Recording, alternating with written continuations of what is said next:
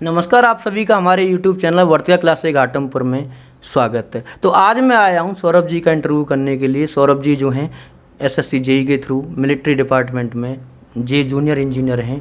तो मैं आज उनका इंटरव्यू करने के लिए आया हूं। तो आप जो है इनका भी एक चैनल है, इसको भी आप विजिट कर सकते हैं। और हमारे चैनल को आप अगर ये इंटरव्यू आपको अच्छा लगे लाइक शेयर एंड सब्सक्राइब कर सकते हैं। तो हम सौरभ जी से थोड़ा सा बात करेंगे, इनके बारे में थोड़ा सा जानेंगे। और ये पूरा इंटरव्यू है, इसको स्किप मत कीजिए, अंत तक देखते रहिएगा, आपको बहुत कुछ सीखने को मिलेगा। तो पहले तो sir thank you so much. और जो my name is Saurabh Kumar, I have done BTech in civil engineering और मैं सर 2019 में पास आउट हूँ और जो हिंदुस्तान कॉलेज से। और जो मैंने ये एसएससी जेई 2020 मैंने क्लियर किया है, इसमें मैं एज ए जेई की पोस्ट पर मिलिट्री इंजीनियरिंग सर्विस में मैं सेलेक्ट।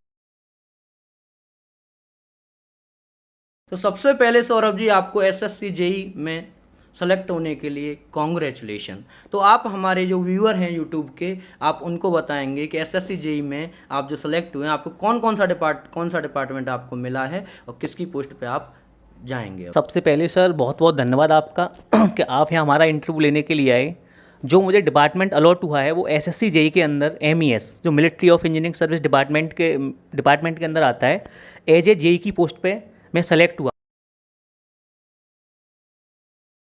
हूँ सर। कि आप हमारे जो व्यूअर्स हैं आपको ये बताएं कि एसएससी जेई में जो सेलेक्ट हुए हैं आप, उसके लिए क्या क्या एलिजिबिलिटी हैं, क्या क्या योग्यता हैं और क्या क्या करना पड़ता है। क्या इसके लिए बीटेक करना पड़ता है या इससे पॉलिटेक्निक करके भी हम जा सकते हैं। तो आप हमारे व्यूअर्स को बिल्कुल क्लियर आसान शब्दों में बिल्कुल बताएं कि इसके लिए क्या करना पड़ता है। जो सर ये एसएससी जेई का एग्ज़ाम है, इसे बीटेक वाले और डिप्लोमा वाले दोनों ही टाइप के स्टूडेंट इसको दे सकते हैं। अगर किसी बंदे ने डिप्लोमा कर रखा है तो उसको किसी डिपार्टमेंट के अंदर, इसमें क्या है कि हमारे पास में डिफरेंट टाइप ऑफ डिपार्टमेंट्स होते हैं। जैसे मेरे पास में बीआरओ होता है, बॉर्डर रोड ऑर्गेनाइजेशन। उसमें एक्चुअल में क्या है, अगर किसी बंदे ने डिप्लोमा कर रखा है तो उसको 2 ईयर का कम से कम एक्सपीरियंस चाहिए। या मेरे पास में जिस डिपार्टमेंट में मैं सेलेक्ट हुआ हूँ, मिलिट्री ऑफ इंजीनियरिंग सर्विस, इसमें भी अगर कोई बंदा जाना चाहता है तो उसको भी 2 ईयर का एक्सपीरियंस चाहिए।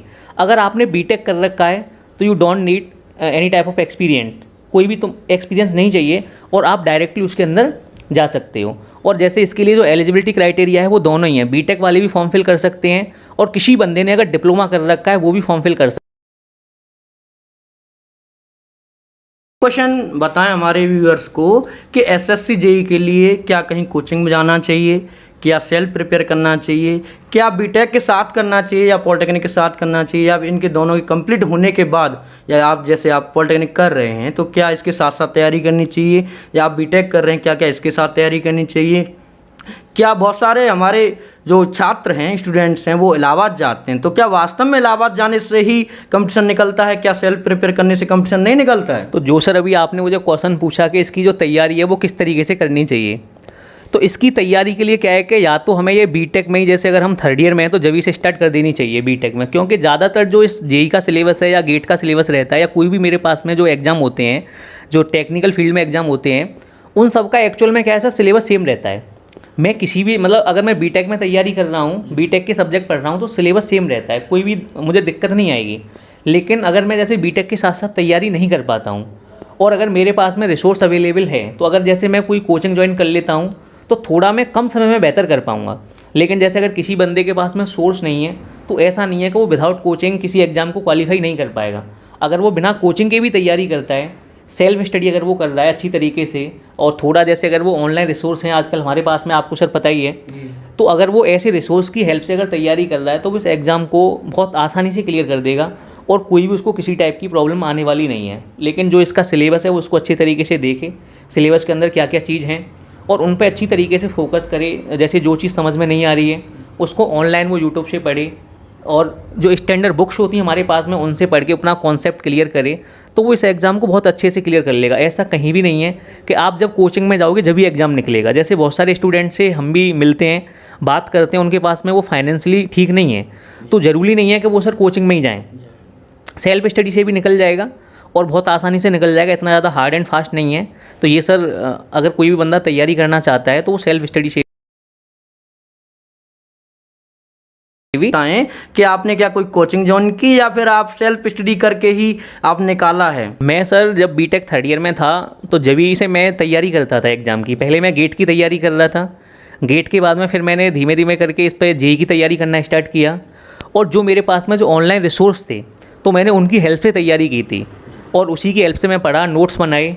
और एक हमारे पास में क्लासेस भी थी, एडी ऑनलाइन क्लासेस, उससे मैं थोड़ा सा पढ़ा था। जो सर ने पढ़ाया था वो मैंने नोट्स बनाए थे, तो उसकी हेल्प से मैंने ये एग्ज़ाम क्लियर किया है सर। तो सौरभ जी एक बात ये बताएं कि क्या ओनली सिर्फ यूट्यूब से ही पढ़ने से सिलेक्शन हो जाएगा कि या फिर यूट्यूब के साथ में कोई कोचिंग की जाए या दोनों की जाएं? इस बारे में भी आप बताएं कि हमारे बहुत सारे व्यूअर हैं वो ये समझते हैं कि यूट्यूब से ही निकल पाएगा कि हम या कोचिंग ज्वाइन करनी चाहिए, या बहुत सारे ये सोचते हैं कि हम यूट्यूब पे नहीं पढ़ना चाहते हैं, कि हमारा ये ऑफलाइन कोचिंग से ही हो जाएगा। इस बारे में हमारे व्यूअर्स को बताएं। एक्चुअल में सर होता क्या है, जैसे अगर हम यूट्यूब पे लेक्चर देखते हैं तो लेक्चर के साथ साथ में क्या है कि सर हम लोग भटक जाते हैं।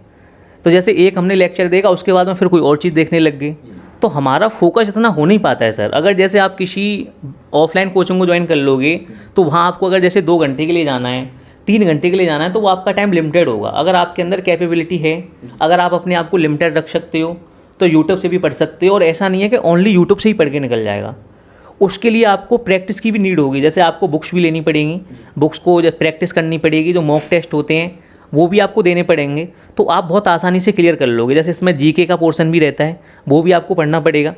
तो ये सब चीज़ें सर रहती हैं, अगर आप अच्छे से पढ़ने वाले हो तो इन सबको आसानी से क्लियर कर लोगे, कोई दिक्कत नहीं है इसमें सर। तो सौरभ जी आप अपनी स्ट्रेटजी के बारे में बताएं, कैसे कैसे आपने पढ़ाई की? मैंने सुना है कि बहुत सारे लोग ये समझते हैं कि अगर कोई एग्ज़ाम निकालना है तो 18 घंटे पढ़ें, 18 घंटे पढ़ेंगे नहीं तो कोई एग्ज़ाम निकलेगा नहीं। तो आपने क्या 18 घंटे पढ़ाई की थी या उससे कम पढ़ाई की थी? क्या खेलना भी ज़रूरी है कि सिर्फ पढ़ाई ही ज़रूरी है? तो आप हमारे जो व्यूअर्स हैं जो भ्रम में रहते हैं कि मतलब सिर्फ 18 घंटे पढ़ने से ही एग्ज़ाम निकलता है, तो आप उनको सही सलाह दें। तो जो सर आपने क्वेश्चन पूछा है कि कितने घंटे पढ़ना ज़रूरी है, तो ऐसा सर ये कुछ नहीं है, ये तो पर्सन टू पर्सन वेरी करता है।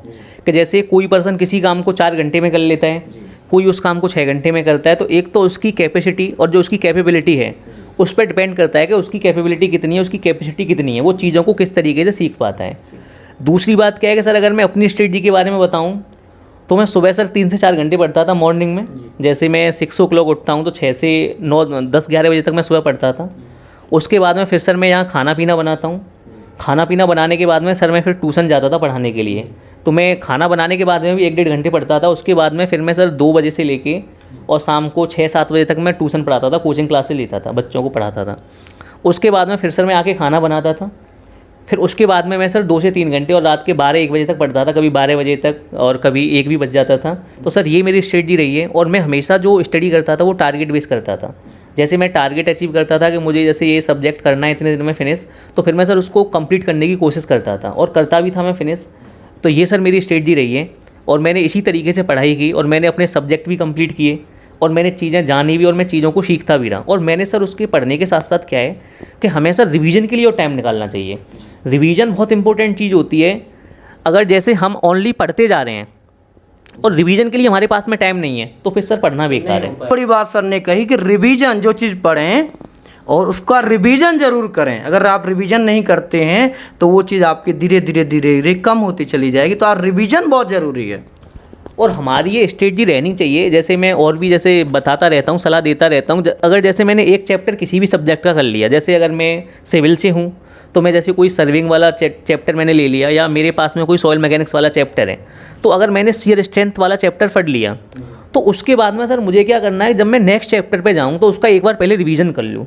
उससे क्या रहेगा, जो पीछे वाली चीज़ें हैं वो भी मेरे माइंड में रहेंगी और मैं चीज़ों को रिकैप कर पाऊँगा, चीज़ों को कनेक्ट कर पाऊँगा। क्योंकि जब मैं नेक्स्ट चैप्टर पे जाता हूँ तो वो भी कहीं ना कहीं पीछे वाले से लिंक करता है। तो ये सर हमारी स्ट्रेटजी रहनी चाहिए। और अगर आप रिवीजन को टाइम नहीं देंगे और जस्ट आप पढ़ते जा रहे हो तो आपके नोट्स तो बन जाएंगे, लेकिन थोड़ा डिफिकल्ट होगा फिर उन्हें एक साथ रिवीजन करना। फिर देयर माइट भी चांस ऑफ डिमोटिवेटिंग। ये भी हो सकता है कि आप डिमोटिवेट हों बाद में इतने मोटे मोटे नोट्स को देख के। तो ये सर हम रिवीजन साथ साथ करते जाएंगे और साथ साथ में नोट्स बनाएंगे, पढ़ेंगे, तो बहुत बेहतर तरीके से जल्दी से चीज़ों को क्लियर कर पाएंगे और समझ पाएंगे सर।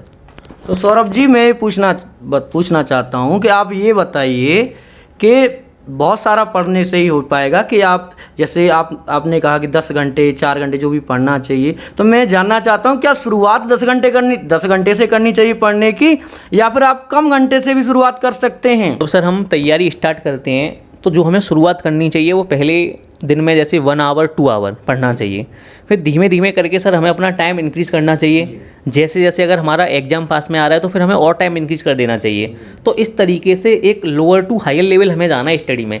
ऐसा नहीं है कि अगर आपने पहले ही दिन से 10 घंटे पढ़ना स्टार्ट कर दिया और हुआ क्या कि हाँ और आप पढ़ नहीं पाएंगे और फिर आप डिमोटिवेट हो जाएंगे कि मैं किस तरीके से करूँ। तो पहले मुझे छोटे छोटे स्टेप बनाने हैं, उसके बाद में जो मेरे पास में बड़े बड़े स्टेप होंगे, लार्ज स्टेप होंगे, उन्हें भी मैं अचीव कर पाऊँगा। तो मुझे क्या करना है, लोअर टू हायर जाना है। ऐसा नहीं है कि मैं हायर टू लोअर आऊँगा तो थोड़ी हो सकता है प्रॉब्लम क्रिएट हो जाए मेरे लिए। तो यही है, पहले 2 घंटे पढ़ो, फिर कोशिश करो 3 घंटे, फिर 4 घंटे, और सोने के लिए भी सर टाइम निकालो प्रॉपर। ऐसा नहीं है कि आप सो भी नहीं पा रहे हो तो फिर आपका माइंड में हलचल रहेगी तो फिर आप चीज़ों को सही से नहीं कर पाएंगे। दिन में मतलब मैक्सिमम 5 to 6 आवर हमें सोना भी चाहिए।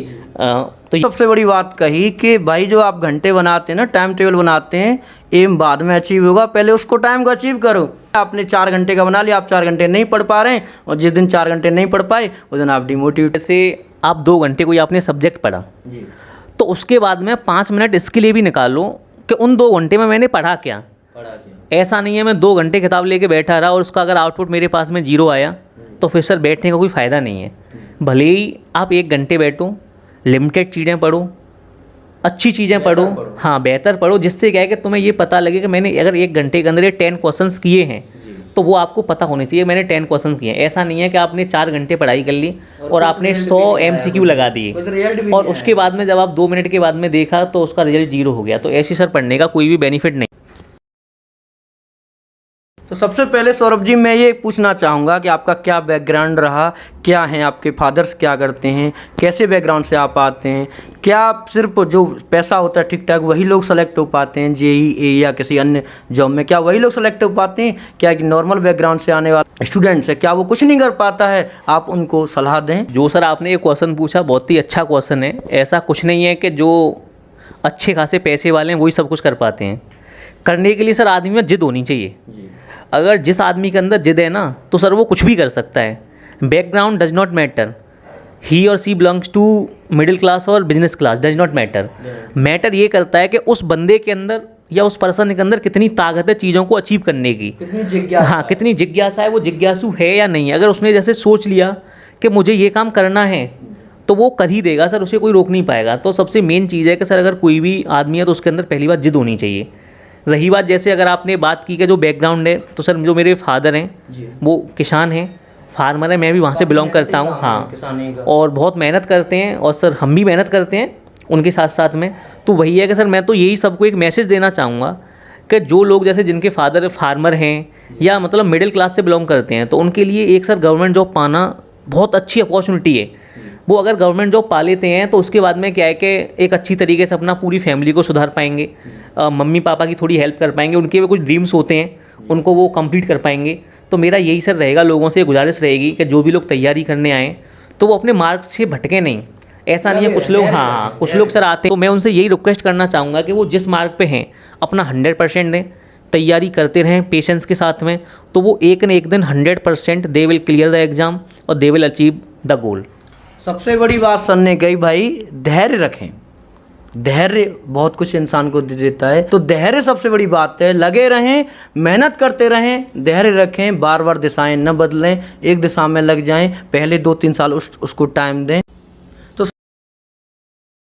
सौरभ जी आप ये बताइए कि SSC JEE का जो सिविल है, आप सिविल से सिलेक्ट हुए हैं, उसका क्या पैटर्न रहता है? सिविल वालों को, जो हमारे छात्र हैं जो पॉलिटेक्निक के सिविल कर रहे हैं या फिर बीटेक कर रहे हैं सिविल इंजीनियरिंग से, तो आप उनको क्या क्या पैटर्न रहता है, कितने पेपर होते हैं इसमें, और पहले पेपर में क्या आता है, नॉन टेक कितना आता है, टेक कितना आता है, आप इस बारे में बताएं। जो सर ये SSC JEE एग्ज़ाम है, इसमें ऐसा नहीं है, हम 3 ब्रांच एलिजिबल होती हैं, सिविल भी हो सकती है, मैकेनिकल और इलेक्ट्रिकल, ये तीनों ब्रांच एलिजिबल होती हैं और तीनों ही ब्रांचों का सेम पैटर्न रहता है, लेकिन जो उनका सिलेबस है वो डिफरेंट रहता है। जैसे अगर मैं सिविल से हूँ तो मेरा जो टेक्निकल है वो 100 मार्क्स का टेक्निकल आएगा, अगर कोई बंदा मैकेनिकल से है तो उसका 100 मार्क्स का मैकेनिकल का टेक्निकल आएगा, और हाँ अगर इलेक्ट्रिकल का है तो उसका 100 मार्क्स का इलेक्ट्रिकल वाला आएगा। और जो सर हमारे पास में प्री में जो 100 मार्क्स का होता है वो नॉन टेक रहता है। उस नॉन टेक में सर 50 मार्क्स की रीजनिंग आती है और 50 मार्क्स की सर जीके आती है। ये सर हमारा पैटर्न रहता है। जब हम इसको क्लियर कर लेते हैं उसके बाद में फिर सर हमारा मेंस एग्ज़ाम होता है। मेंस एग्ज़ाम हमारे पास में 300 मार्क्स का होता है और जो सर जो प्री एग्ज़ाम है वो 200 मार्क्स का होता है। जो कट ऑफ जाती है सर वो दोनों में से दोनों को मिक्स करके कट ऑफ बनती है हमारी सर। हम ये जानते हैं जो लोग टेक्निकल में जैसे बीटेक करते हैं, पॉलिटेक्निक करते हैं, अपने जो टेक्निकल पोर्शन में तो बहुत अच्छे होते हैं, लेकिन जीके वगैरह हैं इनमें वो नॉर्मल होते हैं। तो क्या आप उनको क्या सलाह देंगे कि वो कैसे जीके अपनी कंप्लीट करें, क्योंकि टेक्निकल पोर्शन तो वो करेंगे और साथ ही ये हमें ये भी बताएं कि जो मेंस पे होता है, प्री में तो आपने बता दिया, लेकिन मेंस का जो पेपर होता है उसके बारे में कितने क्वेश्चन आते हैं और टेक के क्वेश्चन आते हैं, क्या उसमें नॉन टेक भी आता है, इस बारे में हमारे जो व्यूअर्स हैं, जो स्टूडेंट्स हैं, उनको सलाह। सर जो पहला क्वेश्चन आपने पूछा था अभी जीके के बारे में कि जो इंजीनियर स्टूडेंट होते हैं उन्हें हमेशा से जनरल नॉलेज से थोड़ा डर लगता है क्योंकि वो हमेशा टेक्निकल बैकग्राउंड में रहते हैं। तो आजकल का सर जो एक्चुअल में पैटर्न क्या है कि हमें जीके पे भी फोकस करना पड़ेगा। If we are not focusing on GK then we are not able to clear the exam. तो हमें जीके पे भी फोकस करना है। और जो जीके में क्या है आजकल का जो टॉपिक है वो करंट अफेयर्स बहुत पूछी जाती है, तो हमें सर करंट अफेयर्स को भी पढ़ना पड़ेगा अगर जीके में एक अच्छा स्कोर करना है। तो कम से कम आजकल जो टॉपिक हैं जैसे करंट इश्यू चलते हैं, जो भी टॉपिक्स हैं, अगर हिस्ट्री का क्वेश्चन भी आएगा या मेरे पास में पॉलिटी का क्वेश्चन आता है तो इलेक्शन से रिलेटेड आ जाएगा, पॉलिटी में से क्वेश्चन, मतलब वो स्टैटिक जीके को छोड़ के आजकल करंट इश्यू पे ज़्यादा बात करता है। तो एक तो हमें करंट अफेयर्स को बहुत अच्छे से कवर करना है, पहली बात। दूसरी बात क्या है सर, हमारे पास में जैसे पॉलिटी है तो पॉलिटी के सर हमारे पास में 5 क्वेश्चन आते हैं। तो पॉलिटी क्या है कि एक छोटा सा सब्जेक्ट होता है, उसे आप लूसेंट से कवर कर सकते हैं, जो लूसेंट जीके आती है। नेक्स्ट मेरे पास में जो जनरल साइंस होती है सर वो कम से कम सर 15 मार्क्स की आती है जनरल साइंस। 5 मार्क्स का फिजिक्स, 5 मार्क्स का केमिस्ट्री और 5 मार्क्स का बायो में भी हो सकता है +-3 रहता है, 8 मार्क्स का भी आ सकता है। तो हमें बायो को भी बहुत अच्छे से करना चाहिए। तो ये तो रही बात सर इसकी जीके हम कैसे कवर करें, और थोड़ा जो करंट वाली वीडियो उनको हम देखते रहें।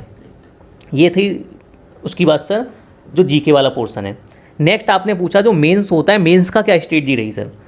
हमें क्या है सर, जब हम तैयारी करना स्टार्ट करें तो जो प्री और मेंस है दोनों की तैयारी साथ साथ करनी चाहिए। हाँ, क्योंकि सर जैसे प्री का रिजल्ट आता है उसके बाद में 3 महीने मिलते हैं, तो 3 महीने में हम मेंस की तैयारी करने में फिर हमें थोड़ा प्रॉब्लम फेस करनी पड़ेगी, क्योंकि वहाँ पूरा जो पेपर होता है वो सर रिटन होता है।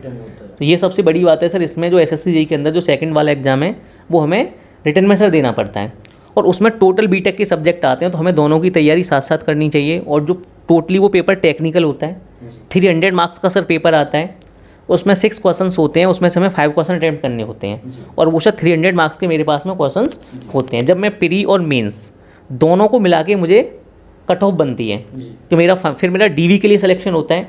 जब मैं DV में सेलेक्ट होऊंगा देन फिर मेरा फाइनल सिलेक्शन हो जाएगा सर, जो मुझे डिपार्टमेंट अलॉट हुआ। इसमें CPWD one of the best department, MES है sir, BRO, CWC central water commission, इस टाइप के डिपार्टमेंट होते हैं। सेंट्रल गवर्नमेंट की जॉब है, बहुत बेहतर जॉब होती है। तो मैं तो यही चाहूँगा कि जितने भी इंजीनियर्स हैं और डिप्लोमा होल्डर हैं उन सबको तैयारी में लगे रहना चाहिए। और ये सबसे अच्छी बात क्या है सर, ये वैकेंसी हर साल निकलती है। हाँ, इसमें ऐसा नहीं है कि ये गैप हो जाएगा, ये वैकेंसी आनी है। हमारे जो स्टूडेंट्स हैं वो पॉलिटेक्निक करना चाहते हैं, बीटेक करना चाहते हैं, तो सबसे उनके मन में यही प्रॉब्लम रहती है, उनको कन्फ्यूजन रहती है कि क्या मैकेनिकल से बीटेक करें या पॉलिटेक्निक मैकेनिकल से करें, या सिविल से करें, या इलेक्ट्रिकल से करें, या कंप्यूटर साइंस से करें, या इलेक्ट्रॉनिक्स इंजीनियर, किससे हम करें जिससे कि हम सरकारी नौकरी हमको मिल सके। और प्राइवेट के लिए हम क्या क्या करें, कैसे बीटेक करें, किससे करें। जैसे सर जो आपका क्वेश्चन है उसमें क्वेश्चन पूछा है आपने कि अगर आप गवर्नमेंट इंजीनियर बनना चाहते हो या गवर्नमेंट में जाना चाहते हो तो उसके लिए बीटेक हमें किससे करनी चाहिए। तो सर जो मैंने देखा है वो ज़्यादातर यही है कि जो बच्चे सिविल से बीटेक करते हैं उनकी गवर्नमेंट सेक्टर में सर सबसे ज़्यादा वैकेंसी आती हैं। हालांकि सब ब्रांच का जो लेवल है वो इक्वल है, वेटेज सबका इक्वल है। अगर आप इलेक्ट्रिकल से करते हैं फिर भी आपको जॉब मिलेगी, मैकेनिकल से करते हैं तो मैकेनिकल के लिए बहुत सारे PSUs हैं, वो सिविल के लिए नहीं है। तो हर ब्रांच का अपनी अपनी जगह अपना वैल्यूकेशन है, अपना अपना इंपोर्टेंस है। तो लेकिन अगर आपको प्योरली गवर्नमेंट में ज़्यादा, हमारे पास में जो इंपॉर्टेंट ब्रांच है वो सिविल होती है सर। हाँ, नंबर ऑफ जो ब्रांच हैं, जो नंबर ऑफ वैकेंसी हैं वो सर सिविल में निकलती हैं। तो हमें सिविल से ही प्रेफर करूँगा मैं कि ज़्यादातर लोग जैसे उन्हें गवर्नमेंट इंजीनियर बनना है तो वो सिविल में ही जाएँ। और अगर इलेक्ट्रिकल में जाते हैं तो बहुत सारे प्राइवेट ऑप्शन हैं मेरे पास में। कंप्यूटर साइंस में तो प्योरली प्राइवेट है ही, हम अच्छे अच्छे PSU के अंदर जा सकते हैं। बहुत सारी ऐसी कंपनी है कि वहाँ हम जाके अपनी लैंग्वेज का एक तरीके से जो कुछ हमने सीखा है उसको हम वहाँ जाके दिखा सकते हैं। लैंग्वेज के बारे में बता सकते